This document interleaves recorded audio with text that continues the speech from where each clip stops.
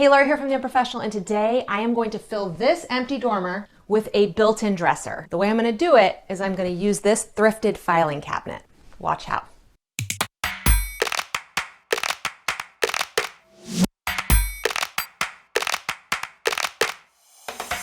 This dormer space is too small for a normal dresser or for one of those cute cozy benches, but I hate to see space go to waste. I headed to our local reuse store to see if I could find something that was pre-built that would fit in the space. I was looking for something really solid, but also kind of flat so that I could turn it into a built-in. I was flexible in the size, but ideally, I was looking for something about 28 to 30 inches wide, 20 inches deep, and around 2 feet high. What I found was a solid wood, very heavy and very square filing cabinet on casters, but with only 2 drawers.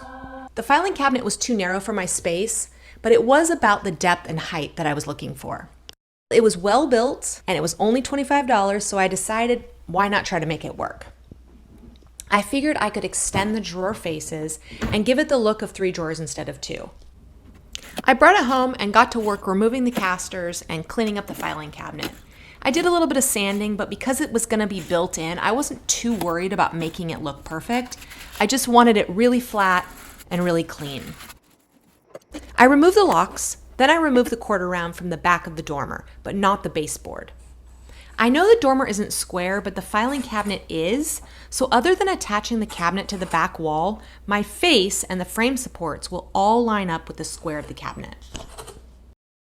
I built a base out of 2x4s to lift the cabinet off the ground and also as part of the support, which I will use later to attach the face of the built-in. I made sure it was centered against the back wall, then attached it with a large screw into the stud, as well as 2 smaller screws into the baseboard that I didn't remove.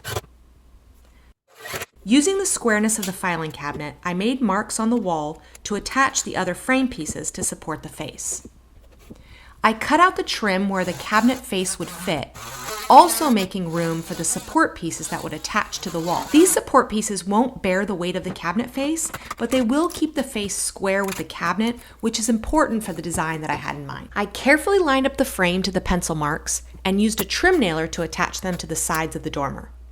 Being exact really mattered, but like I said, everything is lined up to the filing cabinet, not to the dormer. I used shims where I needed to because the flooring didn't extend all the way to the wall, which I didn't account for before I removed those portions of the baseboard. Similar to the sides, the supports at the top provide structure for the top of the built-in dresser, but they don't hold any of the weight because the weight of the top will be supported by the filing cabinet. I did end up attaching to the wall studs because they're there and why not? I'm happy with how this frame is coming along. I've got my pieces on the sides and this is all even with the top. So when I put my face on, imagine this is one big piece. It's going to go over the front of everything just like this, but it's going to come up here and here. Now, I've got one kind of tricky thing because my vision was for this to be wider, but you get what you get and you don't get upset. I still think this was $26 well spent. But I want to try to make this look wider. So what I'm going to do is I'm going to expand the drawer faces out. But in order to do that, I need to put something here so that when I open it, it's not just this kind of cavernous wasteland.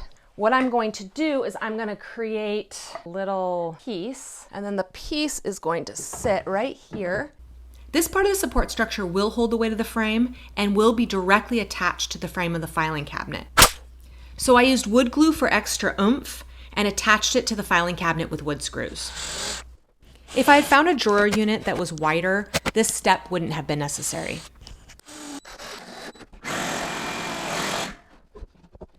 Finally, my filing cabinet turned dresser drawers was ready to be attached to the wall and to the base. Even though my dormer isn't square, I was careful about centering it to the back.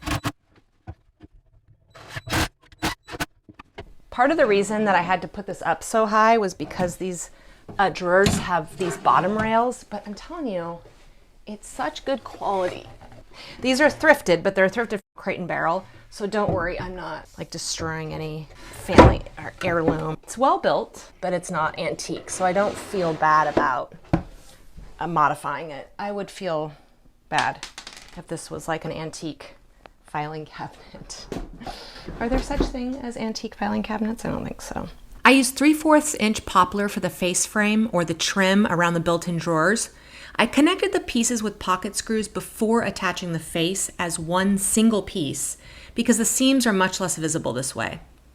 When I do built-in shelves, I typically attach each trim piece separately because it's a lot easier, but for a dresser, this looks much more cohesive.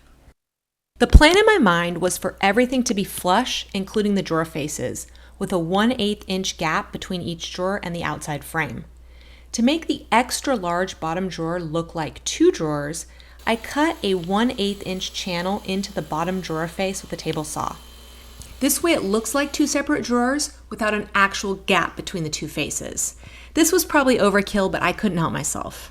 Everything is cut in place and set, so I'm ready to test out the face. I've also cut my drawers, and I have the top. When working with a dormer that isn't square, you kind of just have to take the smallest measurements and accept that there will be some gapping. Those gaps can be filled with caulk or covered with trim later. I would say I was pretty lucky with my cuts and everything lined up as well as I could have hoped. To make the top look seamless, I made the face extend 3/4 of an inch higher than the filing cabinet, so the plywood top sits between the dormer walls and the dresser face. With everything lined up, I tacked it all into place with 16 gauge trim nails. We primed everything that would ultimately show before attaching the drawer faces, which was a good decision. I spread glue on the drawer faces and used shims and tile spacers to get the spacing just right. I have to be honest, it came out way better than I imagined. I am not a carpenter and preciseness is not my strength, but the stars really aligned on this one.